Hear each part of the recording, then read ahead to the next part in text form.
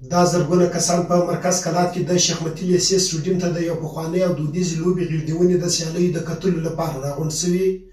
د زابل د میزان او ګاونډي ولایت د کندهار د ارغستان څخه تر 200 زیات پهلوانان هم د سیالیو ډګر ته راغلي او یو د بل پر وړاندې خپل بخت ازمويي. د زابل د ورزشي امریت چارواکي وایي چې دا سیالي په خپل نوښت راپیل کړې او موخه یې په دې ولایت کې د غیږنیونې پخواني دود راژوندي کول او خلکو ته د سالمې تفریح د زمینې برابرول دي چې کابو 3 ورځې دوام درلود. د دې لوبو تنظیم کوونکي وایي چې د خپلو ولسوالیو لسګونه ځوانان د دې سیالیو لپاره چمتو کړي او سیالي د سولې، امن او ورورولۍ په فضا کې ترسره کیږي. پر همدې مهال په دې سیالیو کې ګډون کوونکي د غیږې پهلوانان هم په روانو سیالیو باندې خوښ دي او وایي چې دا دوی لا هم نور هڅوي چې د دې ډول سیالیو لپاره چمتووالی ونیسي.